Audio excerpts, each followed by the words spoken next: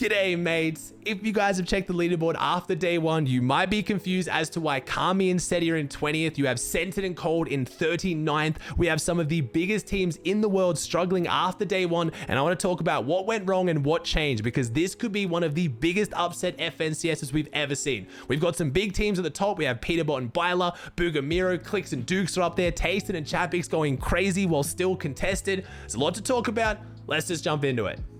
Let's kick off with EU, talk about who's doing well and who's struggling, and at the very top we have Vidil and Janice. Absolutely no struggle here, such a consistent day for them. Actually their first game being their worst with a 1 Elim 28th, but after that a 5 Elim 8th, 8 Elim 1st, 6 Elim 3rd, 3 Elim 3rd, and 4 Elim 8th. Absolute insane consistency from the team out of Greasy Grove. No surprise there, they were on my top 5. One team that I am very happy to say I was proven wrong on, Joe and Ziandi. I didn't think they were going to do poorly, but I did not think they were going to be in second place after day one, but I could not be happier to see this team up here. This is a team of players who are phenomenally good, but have always played with other really big names that have kind of stolen a lot of their spotlight. Ziandi literally had his name to be 0 without Chapix. He then went to Saudi Arabia, absolutely popped off with Chapix, but now finally proving that he can do something without Chapix. Ziandi and Joe are looking phenomenal right now, only 5 points behind Vidil and Janice.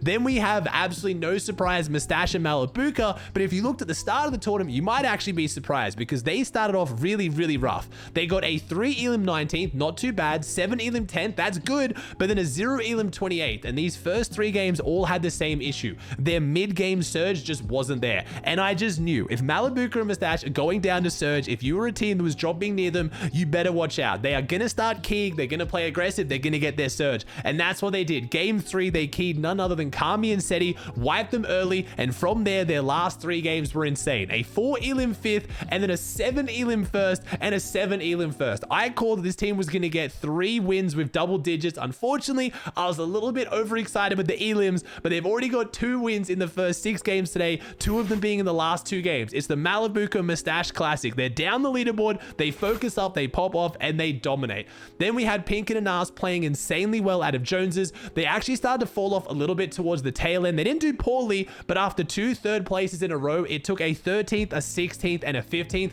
which dropped them down into that 4th place spot. Still really good. It's still a top 5. Tasted and Chapix. Now this one is crazy because like I said in my predictions video, Tasted and Chapix are contested. They were contested 6 games out of 6 at the north of mid-map, and when I mean contested, they are literally 50-50. They are dropping on that tiny little bit of building on the north side of mid-map with the antenna, a couple of chests, a couple of slurp barrels, and a few floor spawns, and they won 5 out of 6 games like that.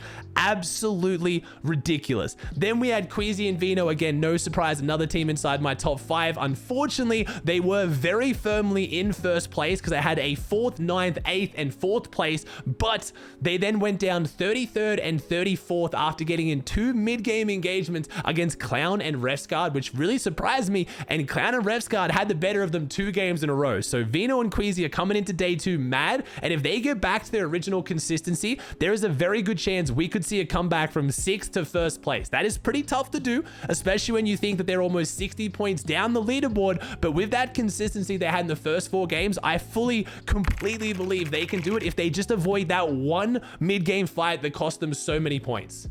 Now for unfortunately the less exciting news, who is doing worse on EU? Who is struggling and why? If we go down the leaderboard, Tripburn and Thomas in 10th. I'm not going to call that a struggle. It's not a top 5, but they're still around there. They're still doing well. We have DKS and Deceptos up there. Refsguard and Clown like I just talked about. Flowiz and Hellfire unfortunately in 19th place.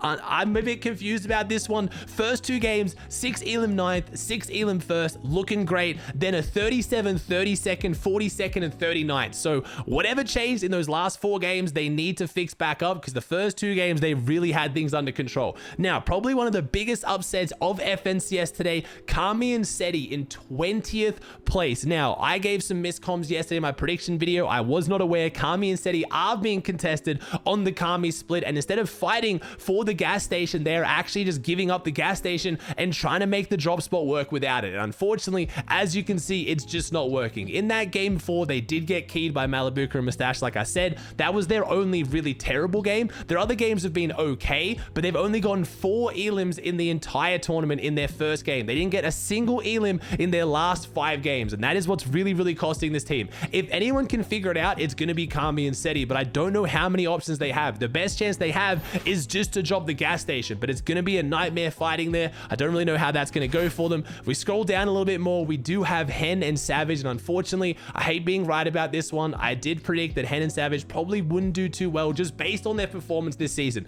I would love to see Hen and Savage go absolutely crazy tomorrow, dominate, get a top 10 or get a top 5, but right now, this performance right now is in line with how they've been performing this season in set lobbies. They have a couple good games. They've got a 3 elim 8th. They show promise, but they just don't have the consistency right now. We also have other teams struggling even more. We have Noah Riley and Rezon in 39th. It's really unfortunate to see them so far down. Trulex and Chico, there's some really big teams down here, and Stormy Riot and Default, a team that I really, really wanted to see do well. They are unconned at Kondo. I mean, unfortunately, I've been watching the broadcast, the live feed, so I can't watch the spawn fights as much as what I'd like, as much as I do prefer watching it with the clean feed, but I believe Stormy Riot and Default are unconned. It's the fight they try to take after they leave spawn that's causing the most amount of issues. But as you can see, it's not just Kami and Seti struggling on EU. There's some really big teams down the leaderboard right now. Moving on over to NAE East, we answer the question, what is more important? Experience, game knowledge, chemistry, working with your duo, improving as a team, or just sheer crackhead mechanics?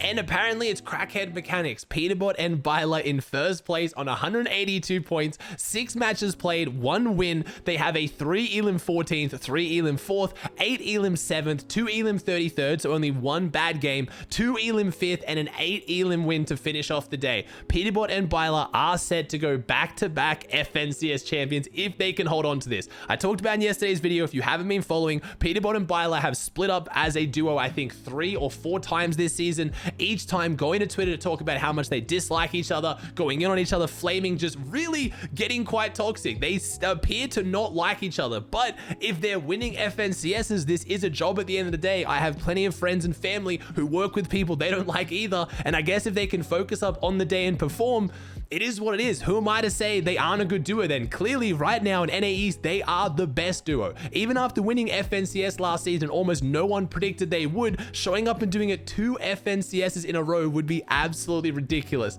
Then we have, no surprise, the FNCS champs of before that, Miro and Booga, 162 points, playing very, very consistent. They only had 1 bad game, a 1 elim 31st. Outside of that, they've been doing very, very consistent. We then had the Frenchies, Pamstu and Fatch, who were in first place going into last game, unfortunately going down early, but my curse is just looking too real at this point. I have been gassing up Pamstu and Fatch for seasons now. This is the one season I have not picked them as my #1 dark horse, and this is the season they start going crazy. Super happy to see them up there. Then we had Jamper and Iomzo out of Rave Cave coming in 4th place. They brought it back heavy in their last 2 games with a 4 elim 4th and a 5 elim 8th. They're looking really, really good going into day 2.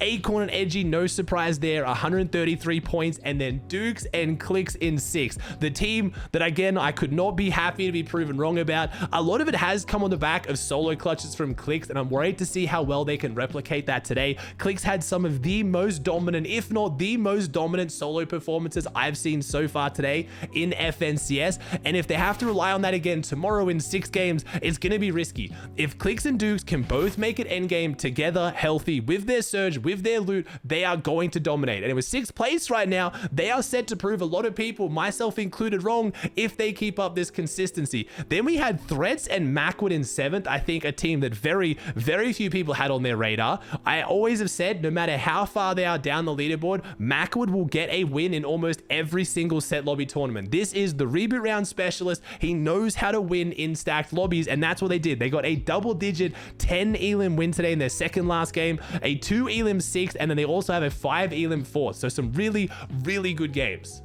Now for who's struggling. We have some other teams up there. Commandment Avery doing amazing. Paper Lawrence, Trashy Rise, Ages Canada. Now, I don't want to have them in 12th place as struggling, but if you look at the match history, it's a little bit weird. Kicked off the tournament with a 7 elim win, and this is when the curse activated. This is one of the strongest curses in Fortnite. Not a single team in NA East FNCS history has ever gone on to win the grand final if they won game 1. That is the stat they ran on the broadcast today. We have talked about this numerous times in the past, even with 6-game formats back in the day. When you think if you win game 1, you've won 1 of 6 games, you have to be the favorite to win the tournament just because of those points alone? No, not a single team who's won game 1 has gone on to win FNCS, and just like that, Ages and Canada crumbled. They got a 2 elim 25th, brought it back with a 10 elim 2nd, things are looking good again, then a 0 elim 30th, 0 elim 45th, and a 0 elim 29th. So they're in 12th place. That is not absolutely terrible. It is doable. They could bring it back with a big day 2, and if anyone can do it, it's Ages Canada. They've proven it. The 2 games they've made endgame, they've got an almost double digits first and second. They are a phenomenal team,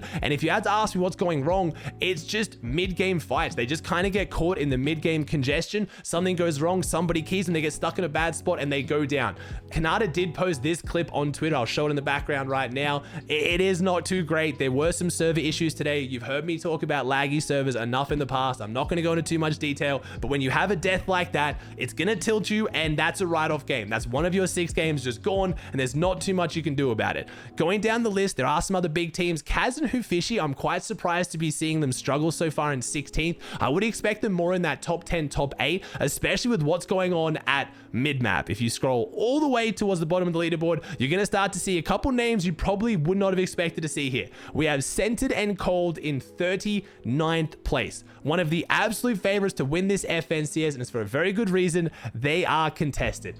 As of today, Aviv and Donnie chose to drop on Centered and Cold at mid-map, which means they're getting 50-50'd, as well as Skittles and Tahi also 50-50'ing on the north side of mid-map. So there are currently 4 teams dropping mid-map, and as you can imagine, it is an absolute fiesta, and that is why one of the favorites is struggling here. I would have thought Hufishy and Kaz could have capitalized on this, getting a lot of surge tags, a lot of elims from across over at the Fortress drop spot. They're doing it a little bit, but I feel like they're just not doing it enough. Again, if you scroll down the leaderboard, you're going to see other teams involved in that contention like Tahi and Bank. We also have Rokane and Dubs being contested at Rocky Reels now by Glace and Elite as well. That's got them down in 43rd, which is very surprising to see them. TK and Rituals in 48th. I was very surprised to see this. They're just being contested at the Castle Split right now, the one that's over near Bugle. They have lost 4 of the 6 games on Spawn. I am incredibly surprised to see that. And then at the bottom, D-Roller and Knife are one of my favorite teams as people, 4 points after day 1. I would love to see them bring it back day 2, but I have to feel like after such a rough day 1, you've just got to be completely tilted. Remember, as always, if you want to follow all the action, twitch.tv/Aussie Antics. I'll be doing a viewing party today as I was yesterday. The action's been spicy. The streams have been super fun. I'd love to see you guys in there.